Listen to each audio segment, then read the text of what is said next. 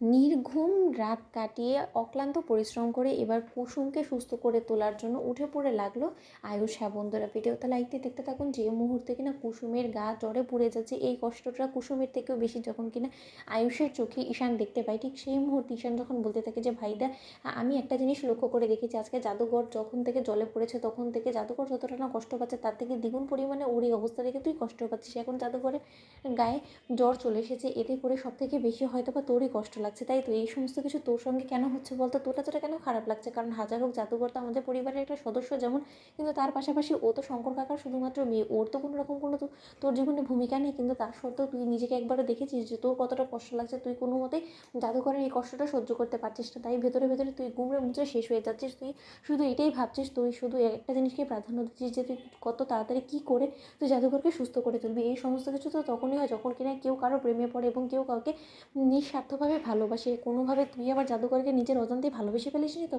ভাইদা ঠিক সেই মুহূর্তেই রাজার রূপে আয়ুষ যখন বলতে থাকে যে ঈশান, এখন এই সমস্ত কথাবার্তা বলার সময় নয়, তুই এই সমস্ত কথাবার্তা বলে আমাকে কোনো মতে কিন্তু কুসুমের উপরে নজর দেওয়ার থেকে তুই সরাতে পারবি না, আমি বলে রাখলাম। ঠিক সেই মুহূর্তে আয়ুষ যখন বলতে থাকে যে ঈশান, যদি তুই ভালো চাস তাহলে যে করে হোক না কেন অনুশ্রীকে জিজ্ঞেস করে কী করে কুসুমকে আমরা সুস্থ করে তুলতে পারি সেই ব্যবস্থা কর। কোথায় ডক্টর পাবো, কি পাবো নাকি তুই বরঞ্চ গিয়ে জিজ্ঞেস কর, যা এখান থেকে। ঠিক সেই মুহূর্তে যখন কিনা ঈশান অনুশ্রীর কাছে ছুটে গিয়ে বলতে থাকে যে অনুশ্রী, যে করে হোক না কেন জাদুঘরের জ্বরটা কমাতেই হবে, জাদুঘরের গা রীতিমতো জ্বরে পুড়ে যাচ্ছে। ঠিক সেই মুহূর্তে অনুশ্রী বলতে থাকে যে আপনি তো খুব ভালো করেই জানেন যে এটা একটা গ্রাম এবং গ্রামে সচরাচর সন্ধ্যের পরে কোনো জায়গায় সেরকম কোনো ভালো ডক্টর থেকে শুরু করে কোনো কিছু পাওয়া যায় না, তাই আমাদেরকে অন্তত পক্ষে কাল সকাল পর্যন্ত অপেক্ষা করতে হবে। অন্যদিকে যখন কিনা আয়ুষের কাছে কি ঈশান এই সমস্ত কথা বলে, ঠিক সেই মুহূর্তে এই আয়ুষ হঠাৎ করে হাইপার হয়ে পড়ে এবং বলতে থাকে, তাহলে তুই কী বলতে চাচ্ছিস যে এরকম করে এই গাটা জ্বরে পুড়ে যাচ্ছে, এই মেয়েটাকে আমি এরকম করে ফেলে রাখবো? না না না, তা তোরা সকলে চলে যায় এখান থেকে, সরে যা আমার সামনে থেকে, আমি নিজের মতো করে চেষ্টা করবো।